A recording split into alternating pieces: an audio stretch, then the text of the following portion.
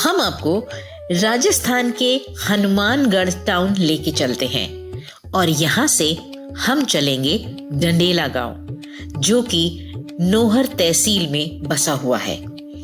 यहाँ आके ऐसा लगा, यानी इस गांव में आके ऐसा लगा मानो हर व्यक्ति, यहाँ का हर बच्चा, हर महिला किसी न किसी रूप में लोक कला, परंपरागत कला या फिर किसी भी आर्ट फॉर्म से जुड़ा है। और इसी हनुमानगढ़ टाउन के ऐसे दक्ष कलाकार से हम मिले जिनके काम को देख के सच में एक सुखद अनुभूति हुई। तो आज कलाकार की कहानी उनकी जुबानी की इस श्रृंखला में हम आपको मिलवाएंगे त्रिलोक मांडण जी से, जो कि एक मूर्तिकार हैं, काष्ठ शिल्पकार हैं, यानी लकड़ी से कलाकृतियां बनाते हैं। बहुत सुंदर। सबसे पहले मैं कला प्रेमियों को नमस्कार करता हूं। मैं विश्व रिकॉर्ड होल्डर विश्वकर्मा रतन डॉक्टर त्रिलोक मांडन काष्ठ मूर्तिकार, गांव डंडेला, तहसील नौहर, जिला हनुमानगढ़, राजस्थान से हूं। मैं सन 1986 से इस लुप्त होती काष्ठ कला पर काम कर रहा हूं। छुटपन में त्रिलोक जी ने अक्षर ज्ञान तो अपने भ्राताश्री प्रतापपुरी जी से प्राप्त किया और मिडिल स्कूल तक पढ़ाई की। उसके बाद संगरिया में काष्ठ कला और धातु कला में से उन्होंने धातु कला को चुनाव किया और 9th क्लास में दाखिला ले लिया। पर उस छोटे से बालक का वहां मन नहीं लगा और पढ़ाई को विराम देकर घर वापस आ गए। अब घर तो आ गए पर मन विचलित था। अब क्योंकि बढ़ई परिवार से उनका ताल्लुक था, तो साधारण औजारों से, लकड़ी से कुछ तो उकेरना शुरू किया और कुछ बनाया भी। तब तक उनको ये तो समझ में आ गया कि उनको इस काम में रुचि है। पर हाँ, उस बालक को ये भी पता था कि गुरु बिना ज्ञान नहीं। सो वे शेखुपुर दड़ौली में, जो कि हरियाणा में है, वहां साहब राम बदरेचा के सानिध्य में काम सीखा, जिनके कारण इनके काम में और भी निखार आया। फिर वहां से अपने गांव वापस आ गए और अपने गांव में आकर ये काम जारी रखा। तभी उनकी मुलाकात पेंटर एस कुमार नांगल जी से हुई और उनके मार्गदर्शन से उनके अपने कार्य में और भी सुधार आया और धीरे धीरे उन्होंने इस कला में पारंगत हासिल कर ली है। सही मायने में इस कला के पारखी कम है, इसलिए त्रिलोक जी एक इन हाउस बना रहे हैं। इन शॉर्ट, ये अपनी लकड़ी की कलाकृतियां बेचने की बजाय एक जगह सहेज कर रख रहे हैं, जिसे ये एक छोटे मोटे म्यूजियम के रूप देने की कोशिश में लगे हैं, ताकि युवा पीढ़ी इस कला से प्रभावित हो और इसे सीखने का प्रयास करे। त्रिलोक मांडण जी हनुमानगढ़ के एक छोटे से गांव में रहते हैं और क्योंकि किसान परिवार से हैं, इसलिए वे दिन में तो खेती करते हैं और बाकी समय में लकड़ी में सुंदर कलाकृतियां उकेरते हैं। आप एक किसान हैं और शायद इसीलिए इन्होंने शीशम की लकड़ी से 3 मिलीमीटर का एक हल बनाया है। अगर कभी ये किसी को उपहार स्वरूप या भेंट स्वरूप देते हैं, तब ये इतना बड़ा बनाते हैं। इसके अलावा इन्होंने आटे की चक्की भी बनाई है, जो हाथ वाली होती है। ये देखिए जरा, मात्र 6 मिलीमीटर की। अब ये देखिए, ये है छोटा सा फावड़ा लकड़ी का बना हुआ।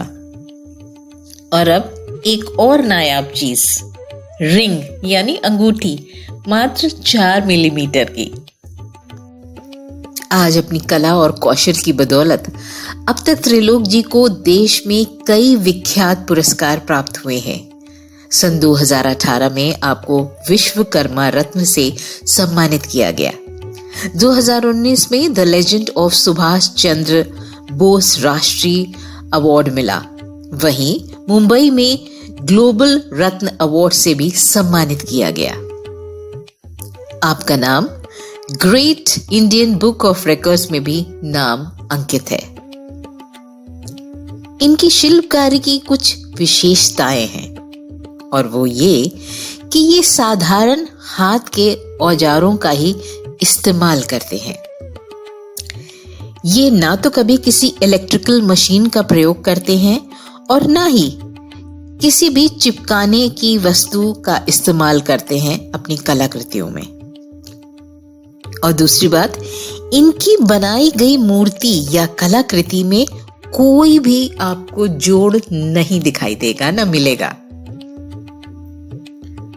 आप सभी तरह की लकड़ी में काम कर लेते हैं, फिर वो सॉफ्ट हो या हार्ड लकड़ी, फिर वो शीशम हो, सांगवान हो, सुडान हो, रोहिड़ा हो, हर तरह की लकड़ी पर ही काम कर लेते हैं।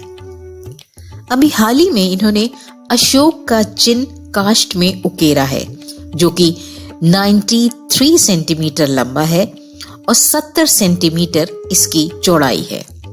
ये 2 तरह की लकड़ियों से बना है। जो सफेद रंग आपको दिख रहा है या हल्का रंग दिख रहा है, वो कदम की लकड़ी है। और दूसरी लकड़ी का नाम है रोहिड़ा, जो कि बोलचाल की भाषा में राजस्थान की सागवान लकड़ी कही जाती है। इनकी कलाकृतियों में जो सबसे अद्भुत बात मुझे लगती है वो है इनकी काष्ठ कृतियों की बनाए गए चित्र। फिर चाहे सुभाष चंद्र बोस हो, लाल बहादुर शास्त्री या चंद्रशेखर आजाद।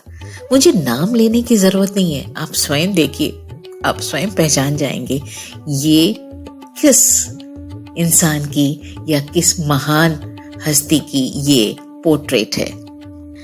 कैनवस पे एक बार पेंट करना, किसी की पोर्ट्रेट बनाना तो बात समझ में आती है, मगर लकड़ी पे ऐसा काम तो बस एक दक्ष कलाकार की ही बना सकता है। वही एक निशानी है एक अच्छे कलाकार की। त्रिलोक मांडन जी एक बहुत ही सरल और सहज सोच के व्यक्ति हैं। उनके जीवन का अब एक ही उद्देश्य है कि ऐसी लुप्त होती काष्ठ मूर्ति कला का संरक्षण किया जाए और ज्यादा से ज्यादा लोगों को इस कला की और इस संस्कृति के बारे में अवगत कराया जाए। ऐसा करने से काष्ठ कलाकारों को प्रोत्साहन तो मिलेगा ही और युवा पीढ़ी को इस कार्य में आगे आने का और रास्ता भी दिखाई देगा और कहीं न कहीं वे भी प्रेरित होंगे इस कार्य को सीखने में और इसे संजोने में। संदेश पूरे बात को देना है कि जो भी गरीब आदमी है वो बड़ी मशीनों पर काम नहीं कर सकते, क्योंकि उनके पास पैसे नहीं है, वो नहीं खरीद सकते। इसलिए मैं उनको संदेश देना चाहता हूँ कि वो हस्तकला अपनाए और इसको कला व्यवसाय के अंदर लगाए।